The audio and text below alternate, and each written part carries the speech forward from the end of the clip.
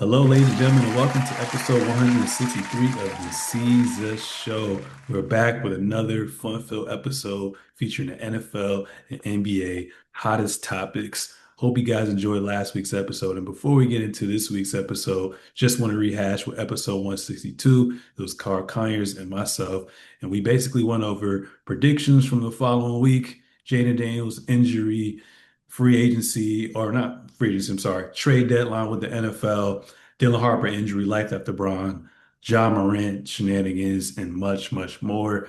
Make sure to continue to subscribe on all forms of social media at the Season Show, at Carl Conyers, at Search Seasons as well too. And ladies and gentlemen, make some noise for my right hand man, the boy himself, the child legend, the guy from Detroit, the GOAT, Carl Conyers. What's good, man? How you doing? I'm doing great, man. I'm doing great. Like I said, I'm just ready to eat, but on the side, watching my Spurs play against the Warriors, who happen to be on the back-to-back, but it looks like we about to take this L. So even if we take this L, I kind of like it. Because at the end of the day, this is a playoff team in the Warriors with some vets. So it's always something to learn from. What's the score now? It is 112 to 108. We are down 3 minutes to go. Timeout break. I mean, four, y'all could definitely win this. We can. I mean, we've come back in some of our W's, but just based off how we've been playing this fourth quarter, I don't really know, man. Especially once Wemby sat down, I was like, I don't know. Well, we'll see. Wemby, who know? But Steph is Steph. You know, Steph. Yeah. Steph is Steph. But let's go ahead and get straight into the topics, man. Week 10 of the NFL wrapped up a few days ago with the Eagles barely escaping the Green Bay Packers. It was an interesting week and another week where it's kind of so weird to bet on these games at this point in time. You just got to do player props. But week 10 is over. What were your key takeaways from week 10 of the NFL season? Kind of a little bit of what you're saying. They need to flex some of these primetime games. Like, granted, like you wouldn't have known, like Eagles and Packers sounds decent enough on matchup on paper, so I'm not too mad about that one. But the other game was the Raiders and who else do you remember? Oh, who the Raiders play? Yeah. What was the Giants, man? Let me see. The Raiders played the Broncos. Oh, Thursday night Amazon. Yeah, yeah. I didn't even watch Yeah. the game, so I No, forgot. because it was well, no, because it was terrible. I knew about the game and I had no plans. Why would I want to watch the Raiders and the fucking Broncos?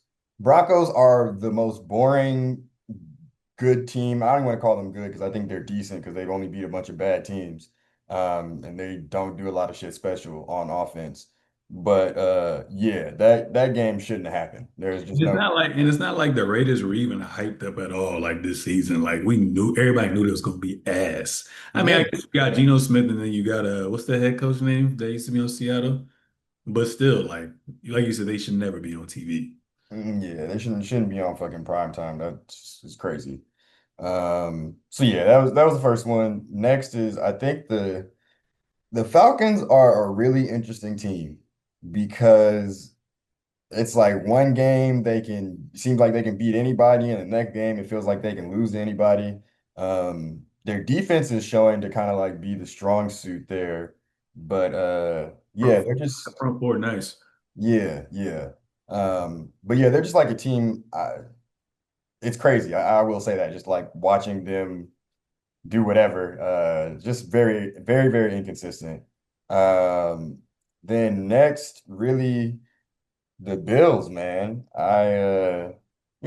Everything is one game. One game is one game, but losing to a division rival that is having a really awful season and hadn't really looked good in weeks. Uh, and it's also the fact because me and you were talking about it, and granted, I think that the Dolphins ended up putting up 30 points, but they only had like 16 going into the fourth quarter. So I really didn't think like to me, it wasn't necessarily like about the defense. It was about the fact the offense only scored 13 points. Josh Allen didn't look good. Nobody really looked good. And it kind of, underscored the not having great receivers and having to rely too much on literally just Josh Allen and James Cook. So, again, it's one game, but it's a one of those cause for pause things, I feel like. Then I think also for me, a big thing is like, we've in Drake May has been pretty high up on our list these past couple of weeks, but the Pats just keep showing like they're for real.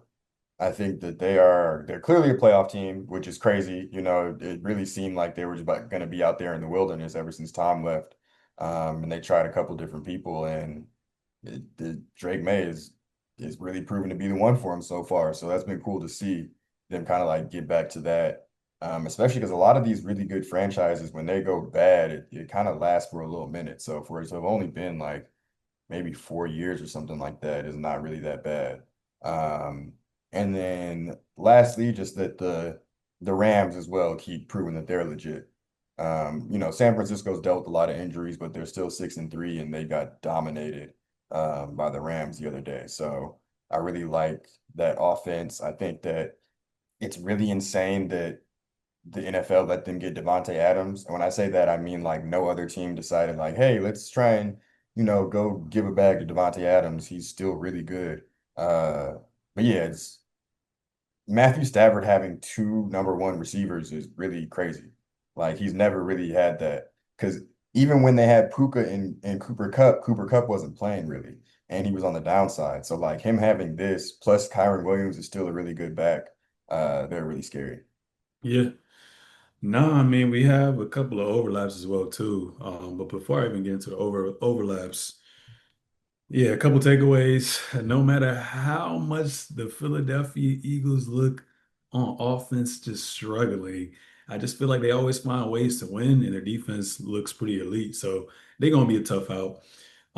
Jonathan Taylor, I know, we've had what maybe 4 or 5 between 2000 and right now, 4 or 5 running backs went MVP, but he definitely has to have a strong case as well too. And you and I were kind of talking about how, I was basically ready to pray on their downfall, but they found a way to, figure it out over time. And Jonathan Taylor just went crazy that game as well too. So even though Daniel Jones the week before had one of his worst games of the season. This game wasn't necessarily his best, but like I told you, he made the throws and he got about 53, 55 rushing yards when he needed to. And their team MVP took them to the promised land. So as long as he's healthy, the Colts are going to be a hard out as well, too.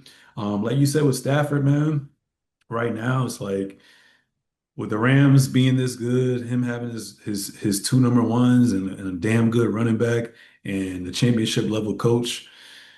Right now they're looking scary, and right now I feel like in every poll, like I won't be surprised if Stafford is the favorite for MVP right now.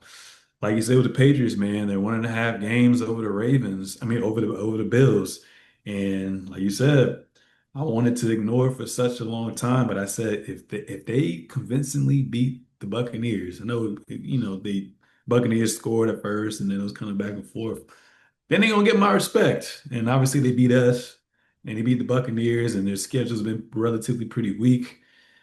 They're taking care of the games they need to take care of, and they're winning against above 500 teams. So you got to give credit to them. And Drake May's looking like a top 5 quarterback right now. So they're gonna be another tough out as well too. Um, and the Bills, man, just like you said. Definitely a cause for concern, bro. Like I told you, I didn't really get to watch the second half because my friend came in town as well too. But from what I saw in the first half, and kind of just to harp on what you said, like even though we had 7, 8 starters injured, it's like our defense, that shows you how prepared we are with our depth, right? But your defense can only do but so much. Like you said, the Dolphins had 16 points going into the fourth quarter. Your defense did their job. Now, if you can't go on offense and string along some good plays and get the drives going, get time of possession, of course, when you get back on defense, your players are going to be tired and it's not going to matter anymore. So that was something that was pretty concerning. It just feels like this season is like Josh and that offense, Joe Brady, they come up with a game plan when it's a game that everyone has all their eyes on, i.e. the Ravens and the week before against the Patrick Mahomes and the Chiefs. Like, what are we doing? But like I said, as much as he can be Superman, when you take away the run game, your receivers don't really look like that. Can't get no separation. But we're just gonna figure out what we have to do because I feel like if we don't get to where we need to get to and make the playoffs, because right now it's gonna be looking tough. We got a tough schedule ahead of us. We still got to play the Patriots in their home. We still got to go against the Buccaneers next week. We got to play the Bengals, which will be a shootout, and Joe Burrow should be back. And then we also got the Eagles towards the end of the year. Like this is gonna be a tough schedule. So we're gonna have to figure it out. I think our defense is gonna pretty much play how it was, but we're gonna have to shake some things up offensively. And I know Josh gets a little antsy when things aren't going his way, but he's gonna have to play extremely clean level of football like Brady of old with that offense when they didn't have those weapons. So we're gonna see what happens. I was making a comment with you as well too. It's obviously you're not gonna trade within your division, but it would have been nice to get some weapons, but even though we ain't get it, next man up. So we'll see what happens. I know our one of our OG wide receivers may be coming back soon. I don't know how much he got left in the tank because he didn't really have a good year last year with the Jaguars and Gabe Davis.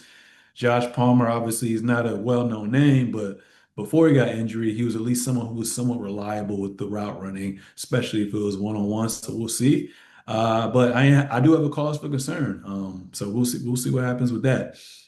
Now, as far as your Week 10 players of the week, man, we may have the same people, but who are your offensive, defensive players of the week? So for me, offensive player of the week, I really wanted to go with Jahmyr Gibbs because he had a really good game and Detroit is my team, but I had to give it to Jonathan Taylor. Yeah, the game he had was just nuts, nuts. And that's also partially why I have a little bit less trust in Daniel Jones because his running back is having like the best season ever. Like it covers up a lot of deficiencies when you don't have to do a lot if bro's going for 200 yards and like 80 touchdowns every game is basically what he's doing. Um, Saquon yeah, Barkley from last year. man. So yeah, that's I got him and then DeMarcus Lawrence for my defensive player of the week because he had two fumble recoveries for touchdown. Mm. Yeah, which is crazy. Yeah, Jonathan Taylor for my offensive player of the week, 32 carries, 244 yards, three touchdowns, and from a reception standpoint, three catches for 42 yards, and had the walk-off game-winning touchdown run when they needed it the most. And I'm pretty sure they still got their number one seed, or is it Denver? But either way, um, top seeds, happy for them as well too. And then I'm gonna go with Daniel Hunter, the defensive end for the Houston Texans, 3.5 sacks, four tackles for a loss, a forced fumble, and a Texans comeback win.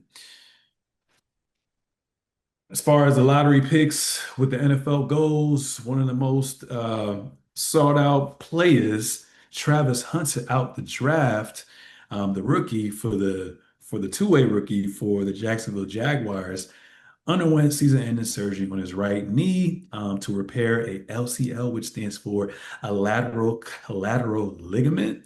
So he's going to be expected to return to football activities within 6 months. And it was a non-contact injury, which was crazy. During practice, went through it, but it's kind of cooked now. So, like I said, it's going to be 6 months, and obviously, he's young, but I think he's going to be fine. But what do you feel? How do you feel about this injury and the impact with him moving forward in the organization? I think I think that it's a very Jaguars thing to happen. Um, I really I can't envision them being good. I'll be honest with you at any point in my life. Like they hopefully at some point they will be for their fans' sake. But Trevor Lawrence, number one overall pick, been very mid, and you're paying him a lot of money to be very mid.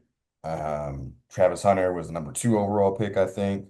And again, he was a rookie, but he only had one good game. And then Brian Thomas, who was your really big rookie from last year, he's having a really awful year this year. Um, it's like their defense is the only thing that's been kind of good. So, I mean, I think that this for him hopefully will be I feel like when he comes back next year, they are not going to play him nearly as much on defense. That was going to be my question. Obviously, it was a non-contact injury. Sorry for cutting you off, but do you feel like that may have played a role, like wear and tear? Obviously, he's not getting as much reps, but it's a huge difference between college level players and going up against grown ass men. Do you think that had to do something with it? Yeah, I mean, I think it's just also now you're paying more attention to his health now that he's had a season-ending injury in his rookie year. And I think you have to evaluate all the things that could have potentially attributed to that, which would be like, yeah, him playing a lot of snaps overall and a lot on defense and offense. Um, and then though, my thing with that is now if you take that away, did he really deserve to go as high as he did in the draft? Mm, I don't think I think that like everyone was so enamored with like, oh, he can do both of these things. And I like that a lot of pundits heading into the draft were like, you need to be good at one thing. You need to be excellent at one thing. Being really like gadget players are cool, but you wouldn't go and draft Taysom Hill number 3 overall. Like, okay, cool. You can Debo. play these different positions, but like we can't really rely on you to be full time in any of them. Which I think Travis Hunter can be a full-time receiver, I was but about to ask you as well too. Do you think he's better suited for offense or defense? offense for sure. I think that he's really thin uh, to be a defensive back. I Mm, think that he's going to be better. I think that his frame and everything suits him better on offense. mm. But we'll see. I think, that'll kind of be their internal discussions. I think he still might play some whatever they decide on as his primary. I think he might still play a little on the other end, but I think it's going to be way less than they were having him do like at this point in the year. Yeah. Before his injury, it seemed like he was somewhat trying to get into the number one wide receiver role, especially after his performance when he played overseas in London, where he had the 8 catches for like 100 yards and a tutty. And over his 7 games as a rookie, 28 receptions, 298 yards, touchdown on offense, along with 15 tackles and 3 passes on the defensive side as well, too. So I agree with you. I think he should definitely play on the offensive side of things as well too. And yeah, the Jaguars are just an interesting team. They'll make the playoffs some years, and the years that they get into the playoffs, that whole year they just look like they don't belong and they just very up and down. So yeah, that's another organization that needs to figure some things out among other organizations as well too. Top 12 QB list, Carl Conyers, you go first. Who you got this All right. week? Let's see. My joint kind of crazy. Oh my gosh. All right, so I'm gonna have at 12. I got Joe Flacco, bro. I Okay. Joe Flacco's been playing great. I don't know if I said this last time, but it's like, damn, how good really is I was just Joe about to Burrow? ask you that about Joe Burrow. Yeah, go ahead. Go ahead. Sorry. Go ahead. Because it's clear any capable quarterback Set can that back up. can have a good time if they have two like for instance Matt Stafford's situation right now. I think a lot of quarterbacks could thrive in that situation. We've also seen Matt Stafford thrive in not that situation. So I wouldn't say that about him. But Joe Burrow, we've never seen that. He's always had these two amazing wide receivers and then a Even guy since who was LSU. Even playing since LSU. yeah, a guy who was playing awful in Cleveland. Flacco looked terrible. He got benched. Flacco got benched for a rookie who looks even worse in Cleveland, and now he's looking like an all-pro in that offense. So yeah, he's at the end for me. Then I have Dak.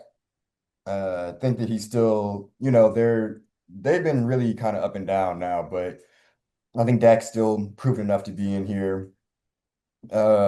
Unfortunately, then I have Jalen Hurts. I say that because I'm just like, I really want to just take him off my list, to be honest with you. But like they win, he doesn't have a lot of mistakes or a lot of turnovers. And I guess that's their game script. Then I have Herbert, Goff, Baker. So what number is Baker? Baker is 6. Okay. Okay. Um, damn. You know what? I think I did too many. No. Okay. All right. Rehash with us. Go from 12 to where you came from. All right. So yeah, Flacco, Dak, Uh, Hurts, Herbert, all right. Goff, Golf Baker, Darnold, Allen, five, Lamar, four, May, 3, Mahomes, and Stafford. Stafford. That's not bad at all. I thought about Dak as well too for number 12, but just because of the winning, I guess, and from start to finish, obviously it's an accumulation on offense, defense, special teams, but I had Bo Nix at 12, and then number 11. Daniel Jones pretty much stayed where he was last week. 10, Justin Herbert's been looking good as of late. 9, like you said, because of the winning and playing relatively pretty clean, I went with Jalen Hurts. And number 8, Jared Goff, your boy.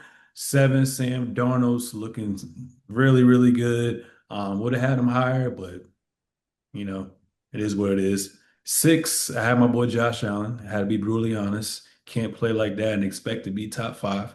5, Baker Mayfield. Didn't have the best game, but he got pressured a good amount of times. Played relatively pretty clean. The run game kind of abandoned him, so he was forced to throw a ball a lot. So to not make any mistakes like that, got to still show him some love. And they could have won the game. 4, Drake May. Just I can't hate. Boy, nice. So we gonna see how he end out the season, and we gonna see if they get the number 1 seed overall. They have the potential to not only win a division, but number 1 seed in the AFC. And we'll see once he gets in the playoffs what he's talking about, because we could have a situation where the Chiefs, the Bills, and the Ravens are all in the wild card and have to play one of these top teams. So get your popcorn ready, ladies and gentlemen. Man, Um, Number 3, bye week. Let his offensive tackle was a little banged up, but still, you are the leader of your team, so he went down. Patrick Mahomes. Number 2, Lamar skyrocketed. It's just Lamar Jackson, number 1, just like you. I had Matthew Stafford for the Rams. Um, Fantasy waivers, Carl, going into this new week for week 11. Who you got? Why? So for me, start off with defense. I have the Falcons defense. I think they're a pretty good pickup because they play Carolina this week. Ooh. Carolina's been has been good at the run, but Bryce hasn't been really impressive at all, and I feel like he's prone to throw a pick. And yeah, I think, but also for me with the Falcons is the fact that they're about to play Carolina, then right after that they play New Orleans, and then they play the Jets. So I feel like they're a really good pickup right now to be able to stream for multiple weeks, and not have to worry about, picking up another defense. Another person, Parker Washington. He had a punt return and he had a regular punt return for a touchdown and he had a receiving touchdown last week. Travis Hunter's out. I think Brian Thomas missed last game, but even if he's playing, he's been weird. So he's going to really have he's going to be either the number 1 or the number 2 in that offense. So I think he's a pretty good pickup. Another one is, a lot of people drop Joe Burrow. So if he's on your waiver wire, he said that he's aiming to play by Thanksgiving. So I think that he's, of course, worth a little bit of a stash right now. And then lastly, I have Tez Johnson from the Bucks, who's kind of just been popping the last couple of weeks. He scored in 3 of his last 4 weeks, and then last week he had 2 touchdowns. He's looking kind of more, he hasn't topped 59 yards in any game yet, but he's looking like kind of one of the top end zone threats for a really high powered offense. And with Mike Evans out for the year, I think that this Bucks offense, especially with Bucky Irving still out, can sustain having 2 good wide receivers. Hmm. Yeah, I like the defensive team that you kind of talked about. And then Johnson, I would have to agree for this week to pick him up because who does he play? The Buffalo Bills. Yeah. So those are great picks for the week 7 of the fantasy waivers. And our last topic for the NFL, week 11 predictions. Maybe we'll get 100% one of these days. But first game Thursday night, You're probably gonna be upset again. I'm sorry. A nasty game for television. But the Patriots are going up against the Jets in Gillette Stadium. Who you got? Ugh. It's crazy because the Patriots, I feel like, are gonna be the only interesting thing to see in this game. But I will say this is a divisional game, I'm pretty sure, right? Yeah. So sometimes, that gives you a little bit more. Oh, hold on. I'm sorry. My dog is, I don't know if you hear her tip tapping around right now. Bye. Bye. Okay. Um, I don't even know what Just was I saying? Patriots. Just Patriots. Oh yeah. But I think it could be decent, but for sure going with the Patriots. I would never pick the Jets again. I think I picked them one or two times earlier. But yeah, I can't do it no more. That boy Justin Fields been throwing for less than 50 yards. It's just nuts. Yeah. The Bills are back at home and they're hosting the Tampa Bay Buccaneers. Both teams are 6-3 and coming off of an L to an AFC East team. Who you got? Bucks. Because their offense is so deadly, um, I want to lead towards the Bucks, but I don't foresee us losing two games in a row right now. And we know what time it is, being a game and a half behind. And like I said, it's weird when Josh Allen has to play a go up against another elite motherfucker. It's going to be a good one. So I think we bounce back, and I think we win by three. Um, the Dolphins are hosting the Commanders. Who you got? Damn, I feel bad for the Commanders, bro. They really should have been decent, I feel like this year, but James been out and Terry's been out, and yeah, their defense hasn't been the same. But actually it wasn't that great last year. But I don't who you got? I don't even know, dog. Because I feel like Dolphins smacked us up or whatever, and then they gonna build some bullshit this week, dog. But they at home, so I'm a actually nah, I'm gonna go with the Commanders, bro. Just for the hell of it. I'm gonna go with the Dolphins then. Okay. One of us gonna get it right. Okay. Unless these niggas tie. Steelers are hosting the Bengals, a divisional game. Steelers 5-4, Bengals 3-6. Who you got? It's tough because I wanna like I wanna easily go with the Bengals, but their defense is so ass that Aaron Rodgers might light them up. But I'm gonna go with the Bengals again. Joe Burrow's he's been a top 12 quarterback. Mm. I mean, Well, not Joe Burrow, Joe Flacco. yeah, Joe Flacco. Because of the defensive edge, that's the only reason why I go with the Steelers. So I'm gonna go with the Steelers. Another divisional game. Jaguars are hosting the Chargers. Who you got? Chargers. I got the Chargers too. Vikings are hosting the Bears. Who you got? Actually, I think I got the Bears. They've been finding ways to win games without Caleb being great in a lot of them.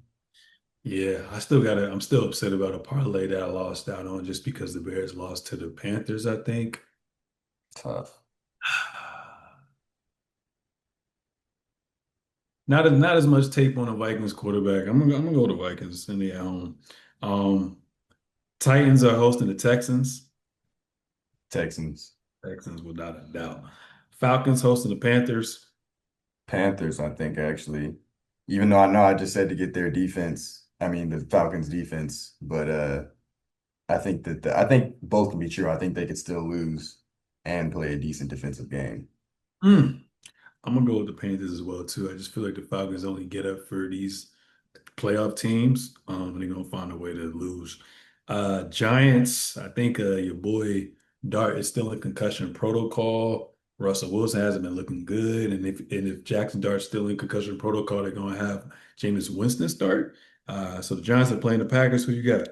They already announced today that Jameis Winston's going to start. Dart is out, and they have Jameis moved ahead of Russell Wilson, which Hmm. honestly I feel like it should have been earlier in the season anyway. Yeah. But I'm gonna go with not the Giants because they keep finding ways to lose games, and I don't know if not a lot of NFL teams fire their coach and then just become good, you know? That's very true. Rams are hosting the Seahawks. Who you got? That's a hot one. That is, but I'm gonna go. This to me is the game. Like if the Rams come out of this one, I'm gonna have a lot. I have faith in them, but I'm gonna have a lot more faith. So I'm gonna go with the Rams. And yeah, and then we're gonna see what Sam Darnold really talking about too. So this is gonna be a good one. I'm gonna go with the Rams as well too. Very high on them. I think they're gonna come out of the NFC when it's all said and done.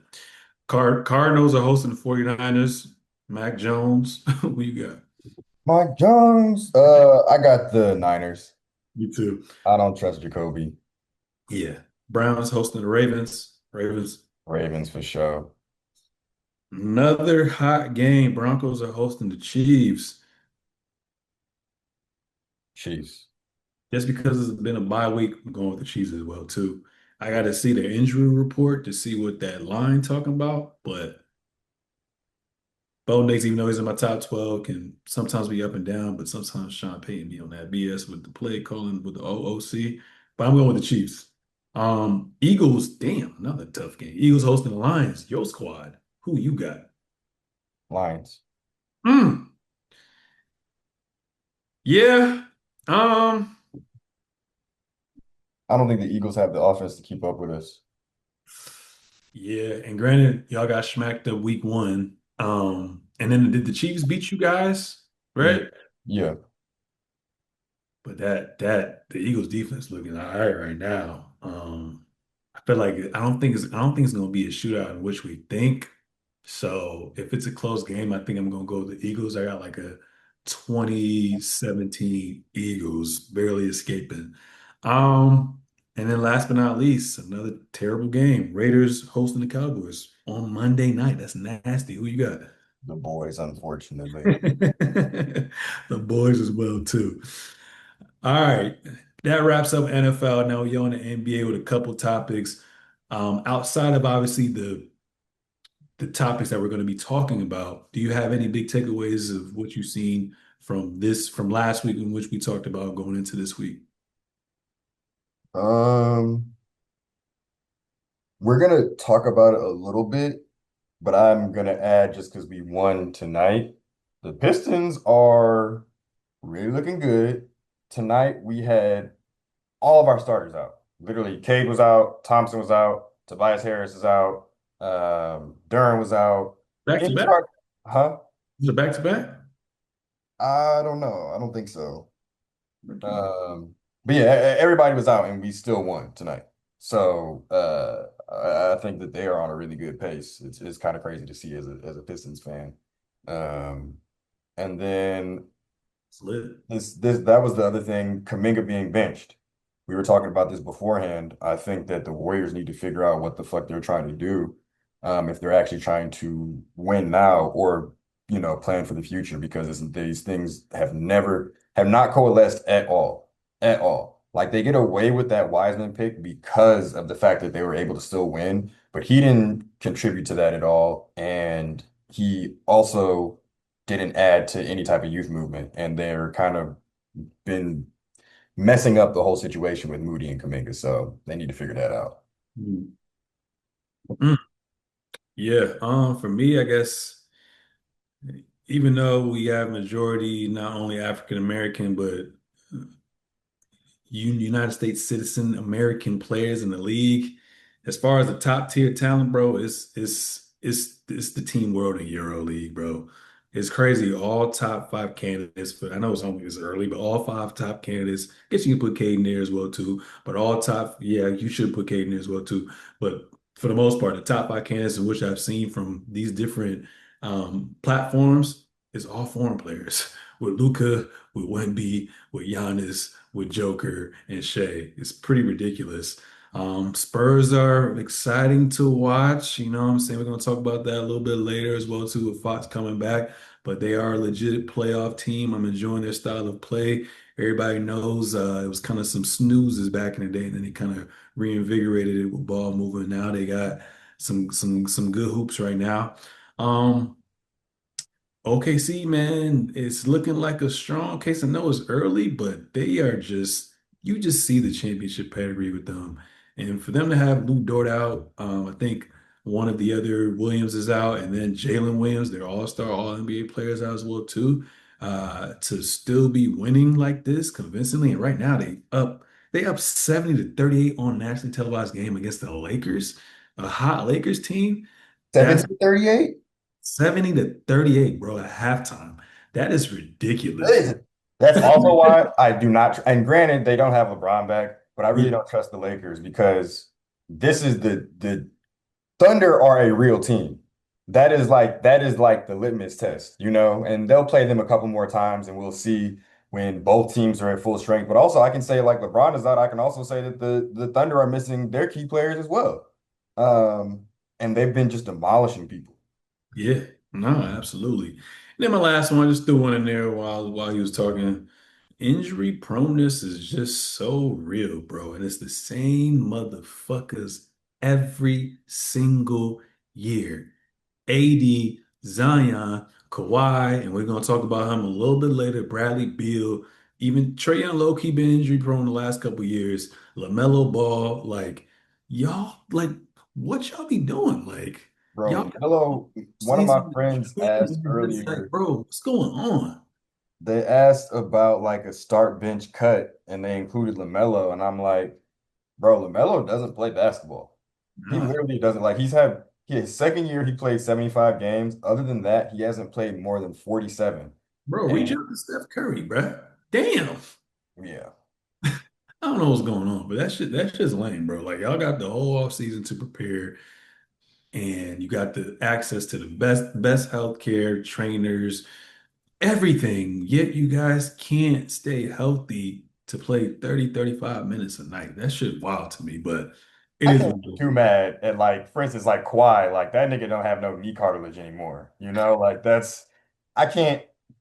Players' bodies, there's definitely a lot of things that you can do to prevent things, but I feel like this is good. There's always going to be people who are injury prone because you can't fix everything about somebody's body. Yeah, that's true. But man, that should be pissing me off, man. Um,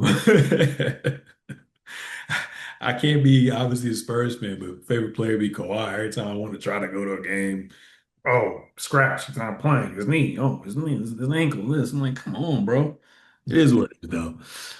Moving on from that, De'Aaron Fox just returned, San Antonio Spurs guard, former clutch player of the year.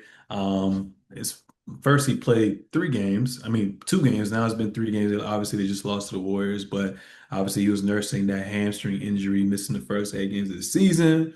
But in his season debut with the New Orleans Pelicans, recorded 24 points, 3 rebounds, 3 assists, and 31 minutes of action. And since then, has been averaging 22, 4, and 4. And the San Antonio Spurs are right now a top 3 seed with this loss, obviously, in the Western Conference. What does this turn mean? I know we talked about Dylan Harper getting injured and what could be with De'Aaron Fox return, but I know it's a small sample size, but what are your thoughts on the return and what this means for the Spurs moving forward? I mean, I think it's huge. Of course, you're getting back hopefully your second best player on the team. Although Castles looked really really good this year. Um, But yeah, I think this is kind of the thing that they need to help stabilize them because Wimby's already had, I think, like 2 games, two like really not good games. On the offensive end, defensively, he's always going to be Wimby. But having someone else who, is of that caliber, an all NBA type player to be able to take the load off, I think is going to be really good. Kind of going back to what we said last week, I am interested in seeing how it's going to work when they have the full guard rotation healthy, how they're going to divvy those minutes out. But that's one of those things that hopefully is a good problem. Mm. No, I have to agree as well too. Looked good. I think last year he played under 20 games with us, and then but Wemby, I think he played like 5, maybe 6 games. So it's gonna be cool to see the chemistry that they kind of build throughout the hardships and the good times as well too. You kind of forget because no one's unless you're a super NBA fan or a Sacramento Kings fan and have League Pass, no one's really watching the Sacramento Kings play. So to see the Spurs being a top tier team again and to see him on a bigger platform, that goes a long way. So you kind of forget, he's one of the fastest guys. You kind of forget. Sometimes his threes can be up and down, but he's damn near three-level scorer and very clutch. And like you said, Wemby had some of those bad games, but part of that was because as much as Castle's that combo-based guard, and he's been playing relatively well, especially from a playmaking standpoint. Once Spots came back, I think in the span of 3 games, he had like almost 50, 60 assists. Um, they needed that other ball handler. With Wemby, he's a big, so traditionally speaking, with bigs, you need to get the ball to them. So it just takes a lot of pressure off of him. And I think they're going to continue to be a top three, top four seed as the season progresses. So hopefully they can just be healthy together. And like I said, game that chemistry because that's going to be a tough, tough team to reckon with and make some noise. When they get to the playoffs, that'll be a tough out. Um, this is for you, Cade Cunningham had an historic game and led the Pistons to a top seed in the East. And that game, I think it was November 10th, against the Washington Wizards. Cunningham had a standout performance, recording a monster triple double with 46 points, 12 rebounds, 11 assists, along with not one, not two, not three, not four, but five steals and two blocks, and led the Pistons to a 137 to 135 overtime win. This game was historic for its volume of shot attempts, but Cunningham took a franchise record of 45 field goal attempts, which is also indicated of a significant offensive responsibility that he kind of possesses. So that alone, plus the seeding placement with them, warrants you for MVP consideration without a question. And like you said, a lot of his teammates have been dealing with injuries. And like you said tonight, they all were damn near out and they still got the dub. Um, but right now, with that win, I believe they're 10-2 instead of 9-2 right now. Best in the Eastern Conference Finals.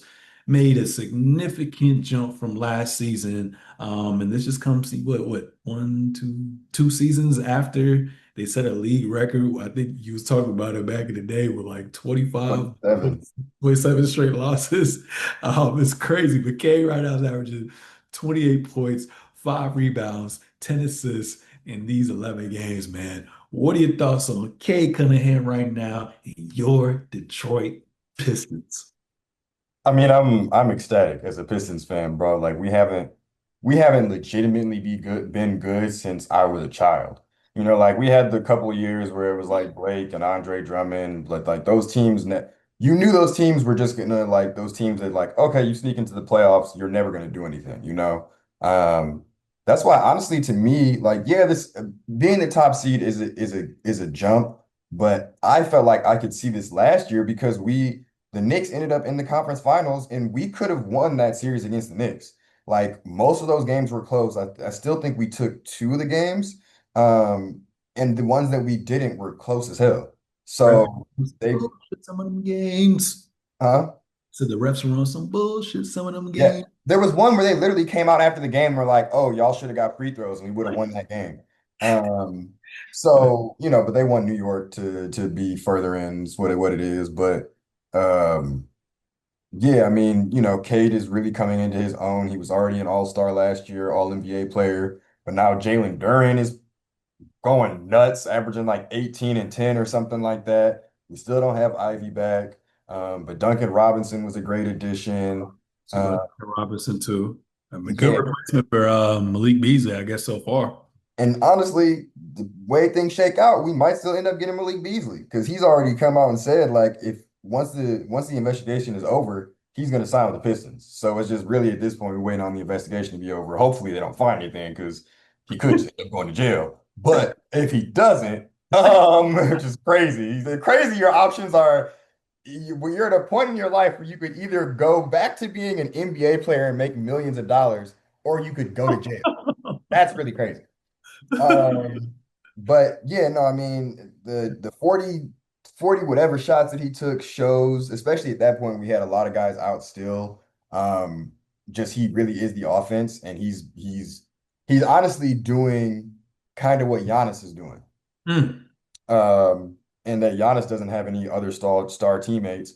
I think that our supporting cast is going to end up being better when everybody's back healthy. But like as of right now, yeah, he's.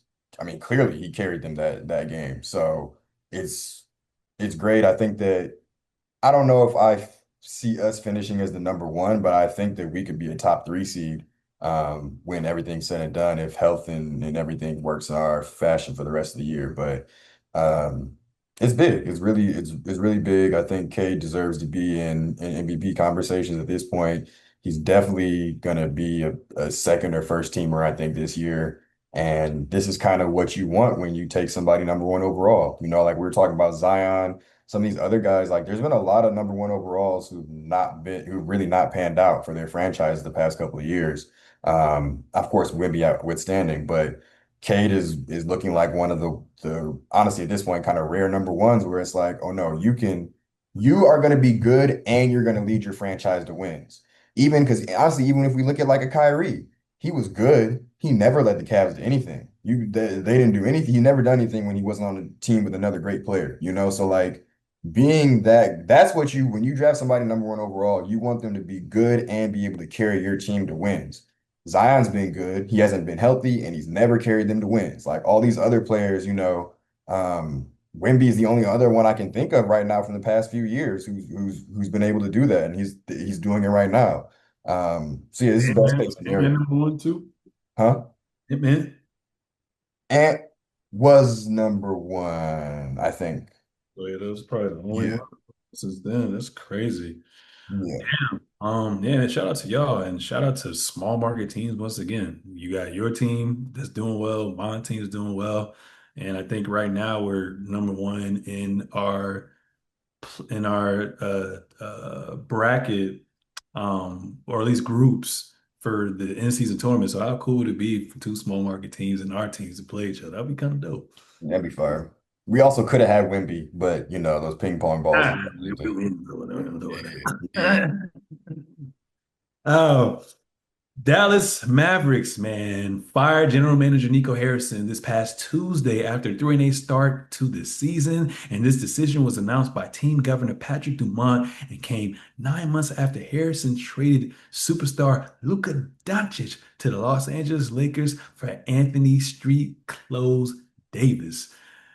What are your thoughts on this firing and the Mavs organization in general, my guy? I'm gonna leave it to you.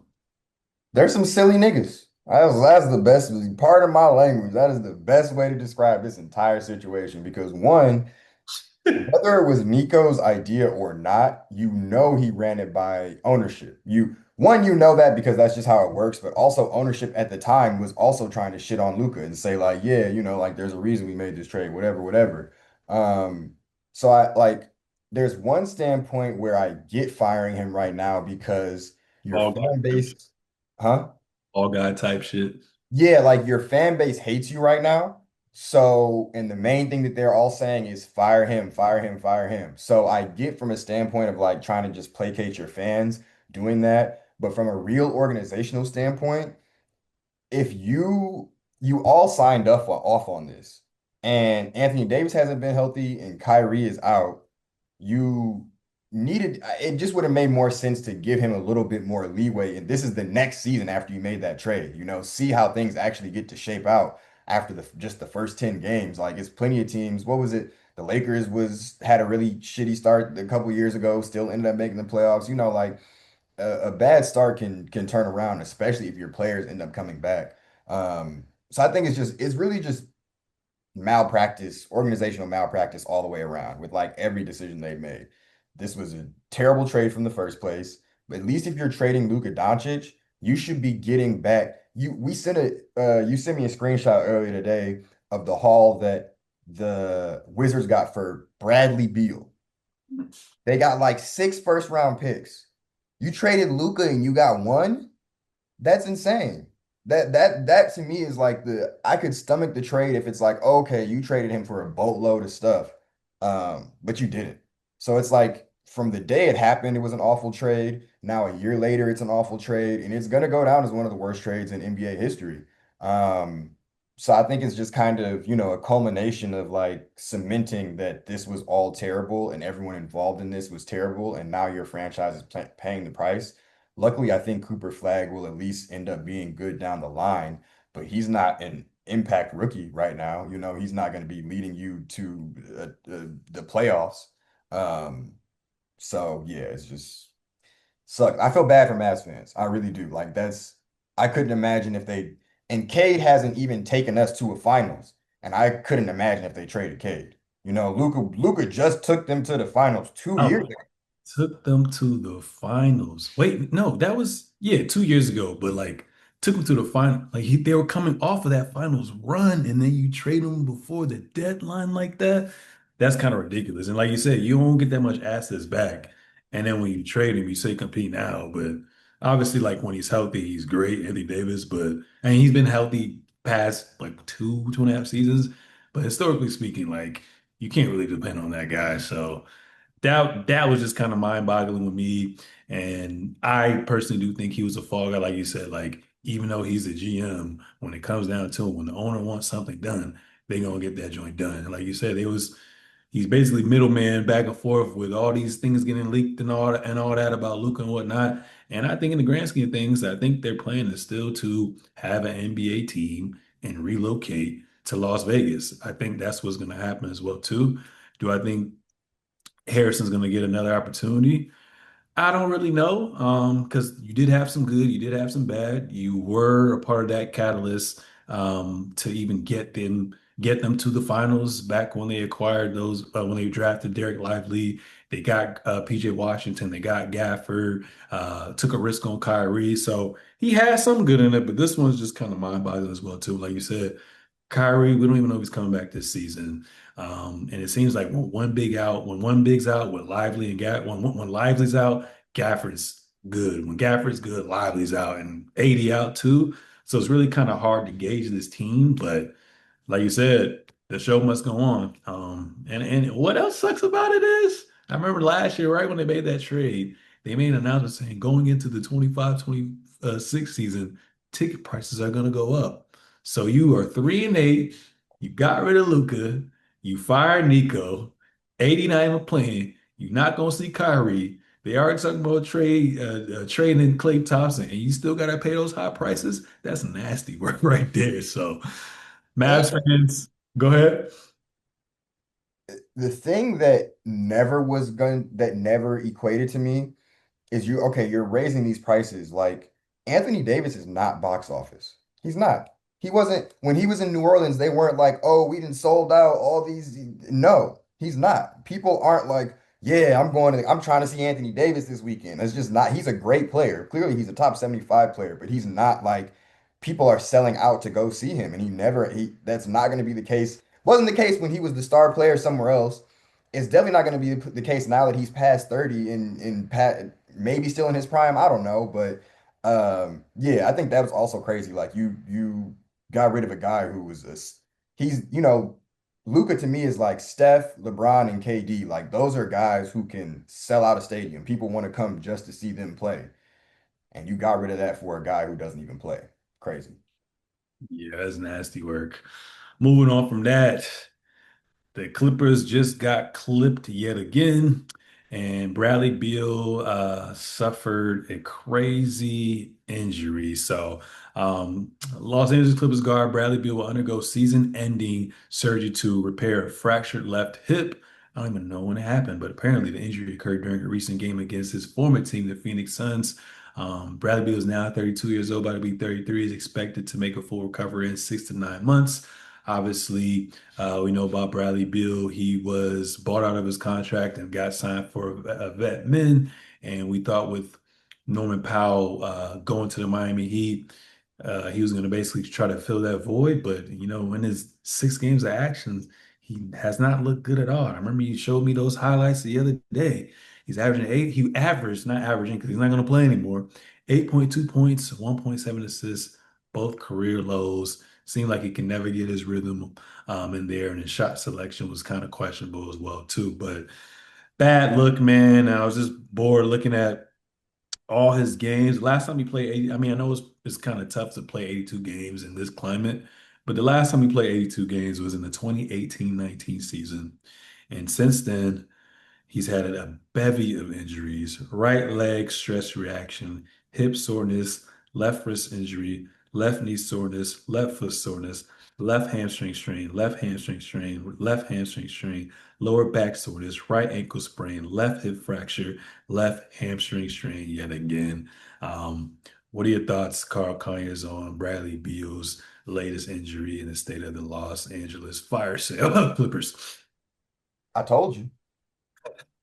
Told you so. Me and this man right here. I was texting him earlier in the season, like, "Hey, Bradley Beal sucks." He's like, "Oh, bro, he's just, he's trying to get his rhythm back. He's trying to get in." Like, Damn. I sent him the clip of the low lights. He was like, "Well, he getting to his spots, whatever, whatever." That man sucks, and he has not been honestly, he has not contributed to winning basketball since John Wall was in his prime, if we're being completely honest. Like it was always a supplemental piece, but when you try to give him the keys, it was kind of like Kevin Love back before he linked up with Bron. Just it's you still are putting up your numbers, but like you said, it's empty calories at this point. Yeah, so like, yeah, I also they there was a graphic I think I sent too where they showed that when he was on the court, they had the worst defense in the league. Oh yeah. So I believe like this could be. I think he might still be able to find another team to sign him because he's career wise at least a good shooter. But I think that the rest of his career he's going to be lucky to average like 10 points a game, unless like one of the worst teams in the league decides okay we just need somebody to generate some offense. Mhm. But I think yeah his days to really contributing to winning basketball are probably over unfortunately. Mhm. And but the writing's been on the wall.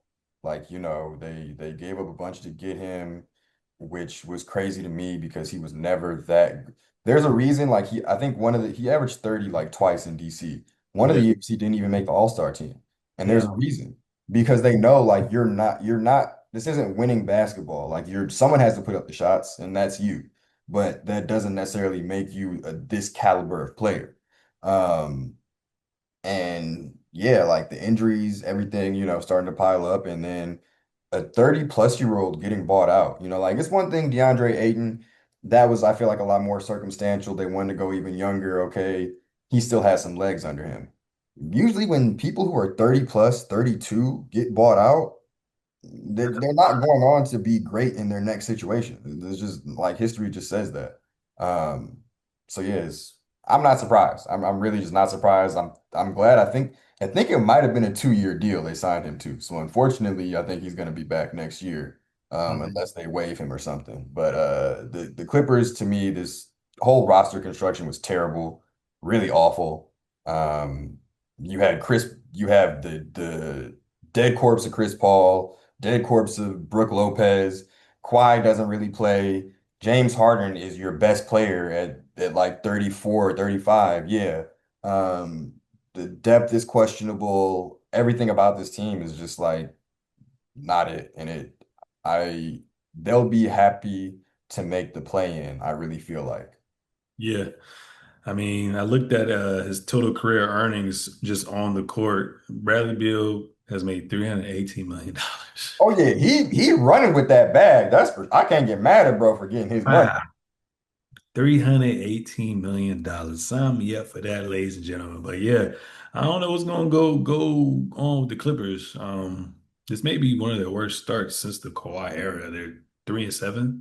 Obviously Kawhi has an ankle injury he's battling right now as well too. And Bill, like we said, didn't turn out to be what we thought he could potentially be. It's crazy that you basically saying, yo, Bogey look better than this dude. So it's just crazy how things kind of panned out. So they're definitely gonna have to figure some things out. Like you said, on paper, their roster, they look like they had depth if they were all together. But when you look at it again, injury proneness mixed with old players. I mean, the only player that they acquired that's young was John Collins, and he's been solid, not the best, but solid in his role. But they're gonna have to rely on him. The old heads, Chris Dunn, young guy, Kent Christie. We'll see what happens, but I think they're gonna be a playing team. That's what it's looking like right now. I know the West is a little bit different this year. I feel like it's like top four, top five heavy, but I think they're definitely geared towards being a playing team as well too. In a first round exit in 5, 6 games, like The best thing that's going to happen to them this year is probably that one which we got to talk about right now is the NBA All-Star coming to Inglewood. Um, so yeah, we'll see what happens with Bill. Uh, I don't know anymore, man. I don't know.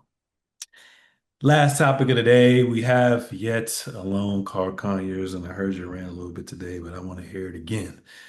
New NBA All-Star format for the 2026 All-Star Game featuring the U.S. versus World Round Robin tournament. So this change follows last season's one-off mini tournament and aims to increase competitiveness. So the 2026 All-Star Weekend will be hosted in L.A., like I just said, Intuit Dome, home of the Clippers. And with the format teams. The 24 selected All-Stars will be divided into two teams of American players and one of world team of international players. Round robin, these three teams will compete in a round robin tournament consisting of three 12-minute games. Team A plays Team B. The winner of game one plays Team C. The loser of game one plays Team C. Championship, the two teams with the best records after the round robin games will face each other for a championship game. Tiebreaker, if all three teams finish 1-1 record, the tiebreaker will be a point differential. So it looks like it's going to be positionless selection again.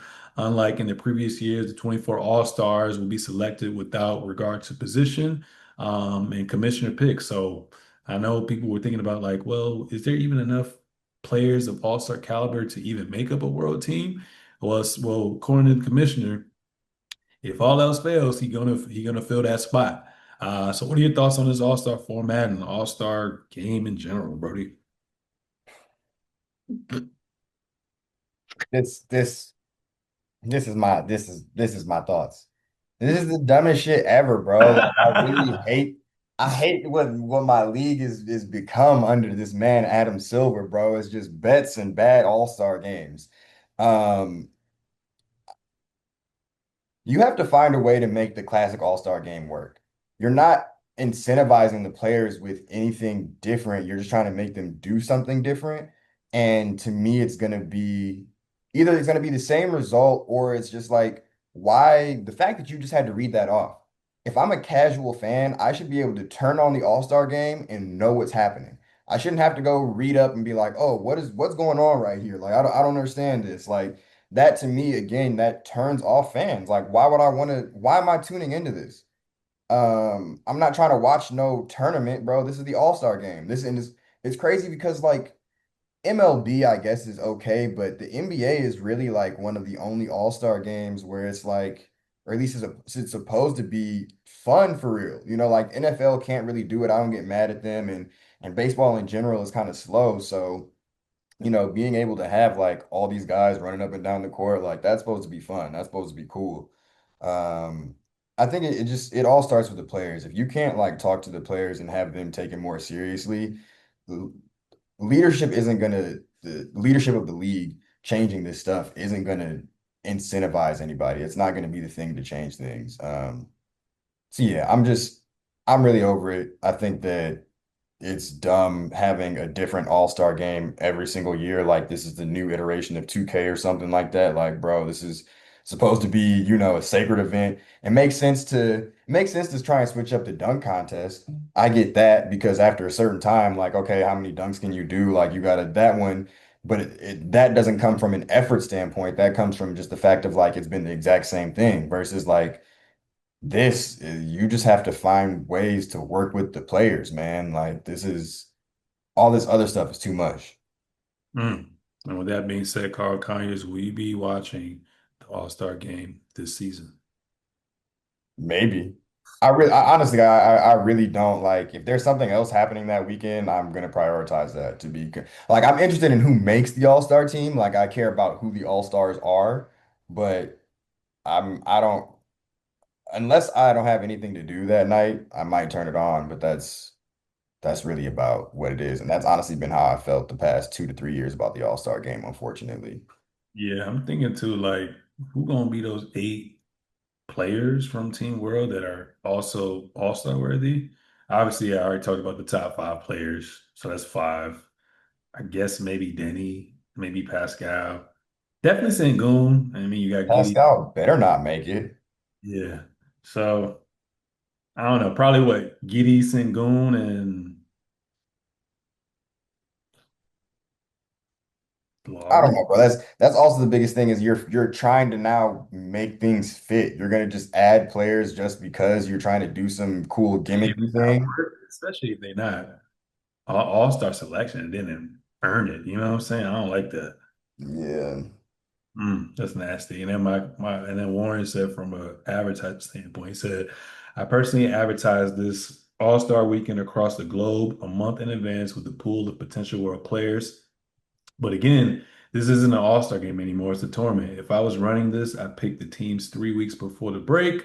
I want enough time to shoot promo and build storylines. I want my teams to be allowed to talk shit for weeks to help build the games because if you mention the all-star game, you won't get fined for talking shit, no matter the platform. And in 3 weeks versus what is it? A week before, nothing much will happen between who gets the looks and who doesn't, other than injuries.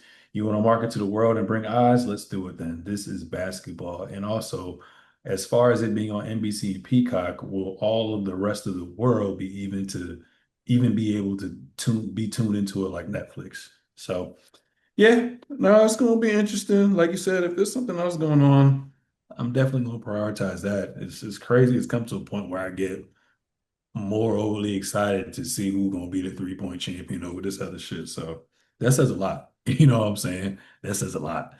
Um, any closing remarks, man, for 163? NBA get it together. Y'all got a little mulligan because that first week was really fire, but now that we settling into the regular season, is y'all need to get it together. Retweet. And ladies and gentlemen, that was episode 163 of the Caesar Show. Make sure to subscribe on all forms of social media at the Caesar Show, at Carl Conyers, at Sir Caesars. We out.